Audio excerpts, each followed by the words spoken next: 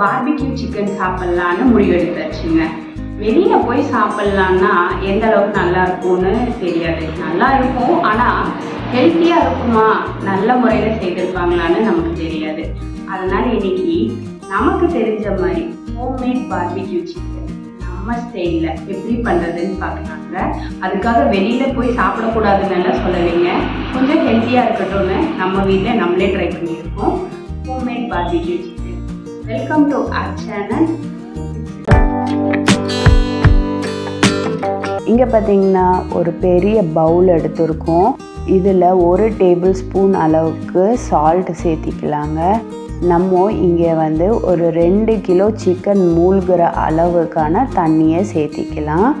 இப்போது இதில் நம்ம பார்த்திங்கன்னா ஒரு அரை அளவுக்கு மட்டும் தண்ணி சேர்த்திக்கலாங்க. அப்போ மூழ்கும்போது ஓவர்ஃப்ளோ ஆகாமல் இருக்கும், அதுக்காக. இப்போ இந்த சால்ட்டு பார்த்திங்கன்னா இந்த தண்ணியில் நல்லா கரையிற வரைக்கும் கரைச்சி விட்டுருக்குங்க. சால்ட் இல்லைன்னா கல்லுப்பு சேர்த்தா கூட ரொம்பவே நல்லது. ஆனால் நான் இன்றைக்கி தெரியாமல் சால்ட்டை சேர்த்திட்டேன். இப்போ உப்பு நல்லா கரைஞ்சதுக்கு அப்புறமா நான் பார்த்திங்கன்னா இந்த சிக்கனை ஏற்கனவே நல்லா கழுவி தாங்க வச்சுருக்கேன். இருந்தாலும் இப்போது இந்த உப்பு தண்ணியில் ஒரு 10 நிமிஷம் போல் ஊறட்டும். அதுக்காக தான் நான் இங்கே உப்பு தண்ணியில் போடுறேன். இது பார்பிக்யூங்கிறதுனால நம்ம ஸ்டாலில் கேட்டாலே இது போல் பெரிய பெரிய பீசஸாக கட் பண்ணி கொடுப்பாங்க.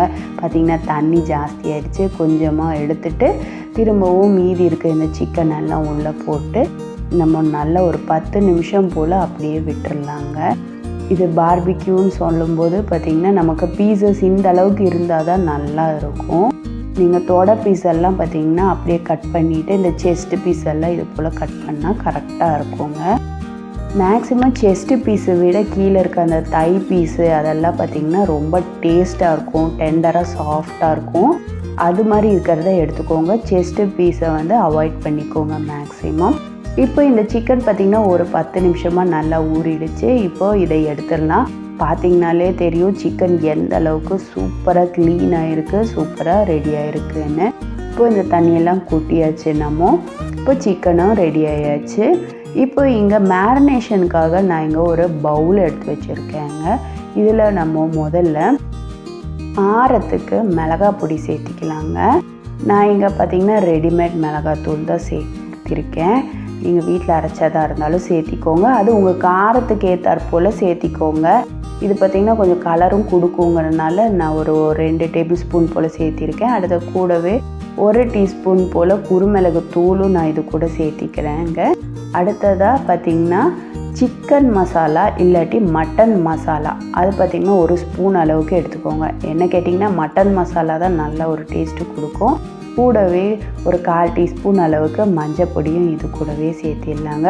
அடுத்ததாக கொஞ்சமாக 1 டேபிள் ஸ்பூன் அளவுக்கு மட்டும் கார்ன்ஃப்ளவர் சேர்த்திக்கலாம். இது ஒரு பைண்டிங் ஏஜெண்ட்டாக தான் இருக்கும்.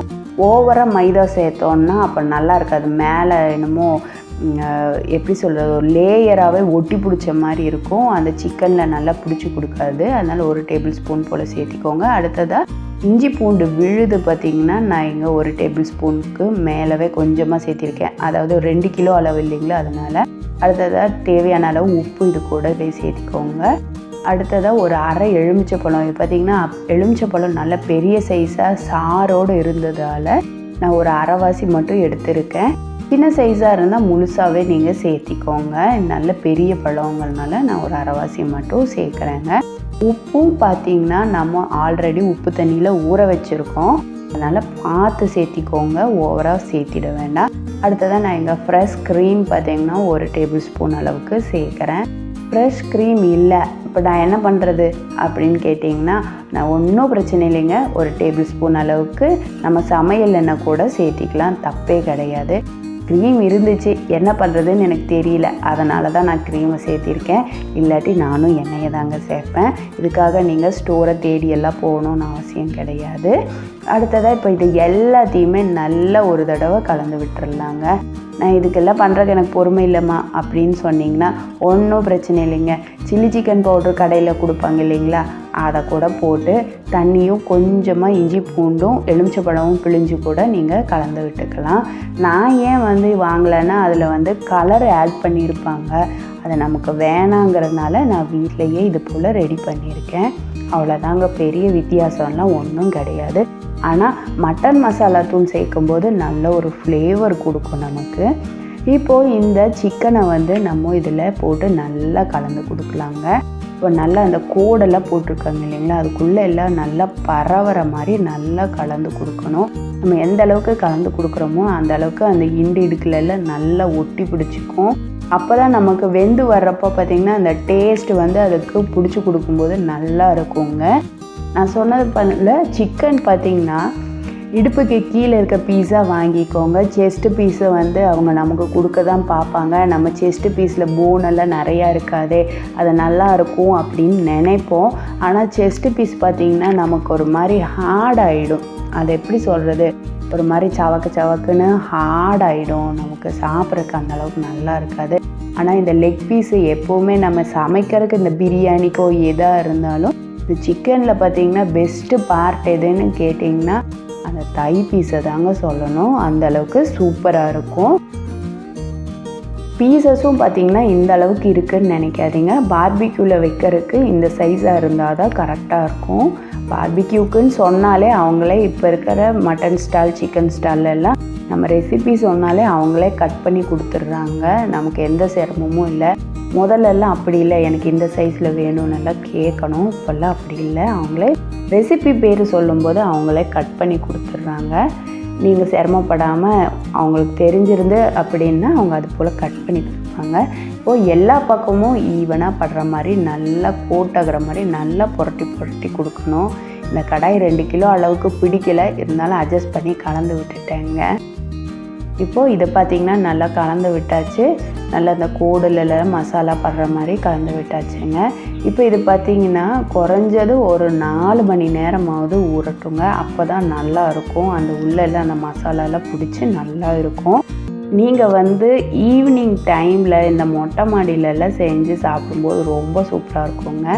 நீங்கள் மதியத்துக்கு செய்கிறதா இருந்தது அப்படின்னா நீங்கள் காலையிலேயே ஃபஸ்ட்டு இது போல் மேரினேட் பண்ணி வச்சுடுங்க. ஃப்ரிட்ஜில் கீழே வச்சுடுங்க.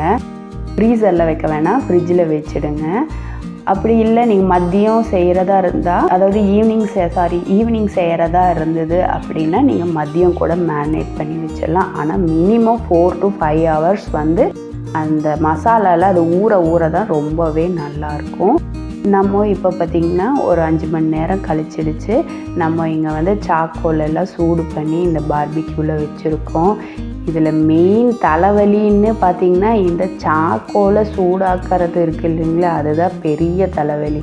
இதை சூடாக்கிறக்குள்ளார மனசை நொந்து போயிடுவான். எனக்கு அப்படி தாங்க. ஒரு சிலர் கொஞ்சமாக எண்ணெயை விட்டு சூடாக்குவாங்க. நமக்கு எண்ணெயெல்லாம் விட்டு அது புகைஞ்சி ஒரு மாதிரி நல்லா இதாக இருக்காது. அதனால் நான் அதெல்லாம் பண்ணுறதில்ல. சிம்பிளாக என்ன பண்ணுவேன்னு பார்த்தீங்கன்னா, நம்ம இந்த ரோட்டி மேக்கர் இருக்குது இல்லைங்களா, அந்த சல்லடையாட்டம் இருக்கும், அதை எடுத்து ஸ்டவ் மேலே வச்சு, இது பெரிய பெரிய சாக்கோல் பீசஸாக இருக்கிறனால அதை அப்படியே ஸ்டவ் மேலே வச்சுட்டோன்னா கீழே எதுவும் போகாமல் மேலே நல்லா சூடாகிடும். நல்லா பெரிய பீசஸாக எடுத்து ஒரு 5-6 எண்ணத்தை நல்லா வச்சு சூடாக்கிட்டு அப்புறம் அதை எடுத்து இது போல் பார்பிக்யூவில் வச்சுட்டு அப்புறம் இந்த பொடுசெல்லாம் போட்டுட்டோன்னா டக்குன்னு ஹீட் ஆகிடுங்க. ஆனால் இதுக்குன்னு இந்த ஹீட் பண்ணுறதுக்கு ஸ்டவ் மேலே வச்சு ஹீட் பண்ணுறதுக்குன்னே அதுக்குன்னு ஒரு தனியாக விற்கிறாங்க. ஆனால் அதெல்லாம் நமக்கு வாங்குகிற அளவுக்கு இப்போ டைமும் இல்லை, பைசாவும் இல்லை, பொறுமையும் இல்லை. அதனால் நம்ம ஸ்டவ்வில் நமக்கு ஏற்ற மாதிரி வச்சு சூடு பண்ணியாச்சு. இப்போ சூடான சாக்கோலையும் பார்பிக்யூவில் போட்டாச்சு, மீதி இருக்க பீசஸையும் போட்டாச்சுங்க. பார்த்திங்கன்னா 2 கிலோ பார்க்குறக்கு அமௌண்ட் பெருசாக இருக்கிற மாதிரி இருக்கும். ஆனால் நமக்கு 2 ஈடு 3 ஈடுக்கே சரியாக போயிடும். அதனால தான் நான் கொஞ்சமாக சுருக்கி கொஞ்சமாக தான் நடுவில் மட்டும் சாக்கோல் போட்டு வச்சுருக்கேன். இதை லைட்டாக இது போல் விசிறி போட்டு விசிறும்போது பார்த்திங்கன்னா மீதி இருக்க பீசஸும் நல்லா சூடேறிடும். இப்போது நம்ம பார்பிக்யூ பண்ணுறதுக்கு ரெடி ஆயாச்சு. நான் இங்கே பார்த்திங்கன்னா நல்லா மேரினேட் ஆகிடுச்சு. இப்போது நம்ம நல்லா திரும்பவும் ஒரு தடவை கலந்து விட்டுறலாம். கீழேயும் மேலேயும் கலந்து விட்டுட்டு இது போல் பார்பிக்யூ ஸ்டிக்கில் வச்சு நல்லா குத்தி விட்டுறலாங்க வேக வைக்கிறதுக்காக. பார்பிக்யூ ஸ்டிக்கெலாம் ஒன்றும் இல்லைங்க, அது ஜிலேபி திருப்புற குச்சி தாங்க. நான் உண்மையை சொல்கிறேன். பார்பிக்யூ ஸ்டிக்கு கேட்டால் எங்கள் வீட்டுக்காரர் வாங்கியே தர மாட்டேங்கிறாரு. அதனால் நான் ஜிலேபி திருப்புறதுக்கு இருந்த குச்சியை தான் நான் வாங்கி வச்சுருக்கேன். இது பார்த்திங்கன்னா 20 ரூபாய்க்கு 3ன்னு கொடுத்தாங்க.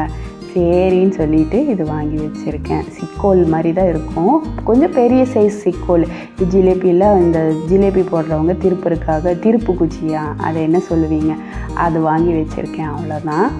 இப்போது இதை வந்து லைட்டாக நம்ம அந்த நெருப்பு மேலே வச்சிடலாங்க. வச்சுட்டு பக்கத்துலேயே உட்காந்து லைட்டாக திருப்பி விட்டுட்டே இருக்கணும். இதுக்கு மேலே இது மேலே எதுவும் நம்ம அப்ளை பண்ண தேவையில்லை.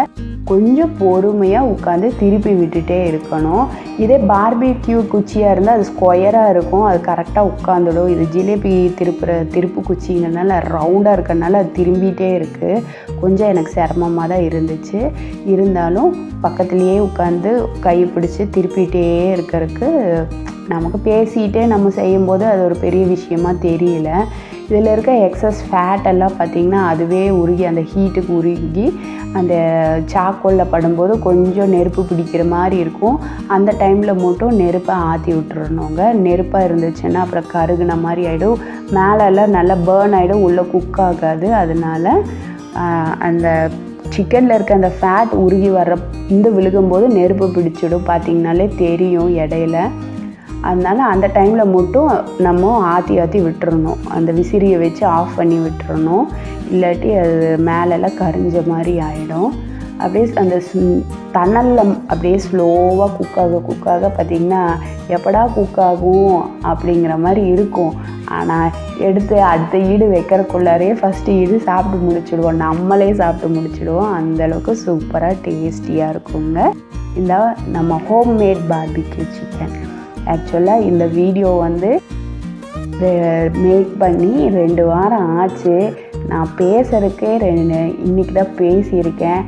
பார்த்திங்கன்னா பார்க்கும்போது இந்த வாரமும் கண்டிப்பாக நம்ம பார்பிக்யூ போட்டுற வேண்டியதுதாங்கிற மாதிரி அந்தளவுக்கு டெம்டிங்காக இருக்குங்க. நீங்களும் ட்ரை பண்ணி பாருங்கள் வீட்டில், அடிக்கடி வெளியில் வாங்காமல். சிம்பிள் தாங்க, ஒரு பிரச்சனையுமே இல்லை. நம்ம காலையில் மேரினேட் பண்ணோன்னா மதியம் சாப்பாட்டுக்கு செஞ்சிடலாம். இல்லை நைட்டுக்கு வேணும் அப்படின்னு சொன்னோன்னா மதியம் மேரினேட் பண்ணி வச்சாலே போதுமானது. ரொம்ப ஈஸியாக செஞ்சிடலாம், ரொம்ப மெனக்கடணும்னு அவசியம் இல்லை. ஆனால் நீங்கள் பார்பிக்யூ பண்ணுற அன்றைக்கி சாப்பாடு கொஞ்சம் கம்மி பண்ணிக்கோங்க. ஏன்னா நான் சாப்பாடும் செஞ்சுட்டு இதுவும் செஞ்சதுக்கப்புறம் சாப்பாடு அப்படியே மீந்து போச்சு, எல்லாம் பார்பிக்யூ மேலேயே குதிச்சிட்டோம். என்னையும் சேர்த்தி தான் சொல்கிறேன்.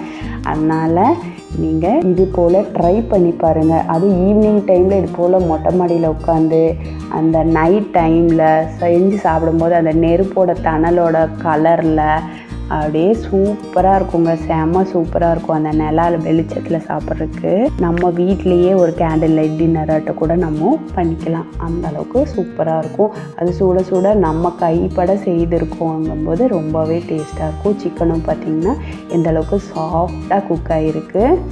சூடாக இருக்கிறதுனால நான் இடிக்கிலேயே வச்சு கிள்ளி காட்டுறேன். ரொம்ப சூடாக இருக்குது பாருங்கள், எந்தளவுக்கு சாஃப்டாகவும் சூப்பராகவும் குக் ஆகிருக்குன்னு. நம்ம செய்த இந்த பார்பிக்யூ சிக்கன் ரெசிபி உங்களுக்கு பிடிச்சிருந்தா லைக் பண்ணுங்கள், ஷேர் பண்ணுங்கள், மறக்காமல் குக் வித் சுஜியை சப்போர்ட் பண்ணுங்கள் ஃப்ரெண்ட்ஸ்.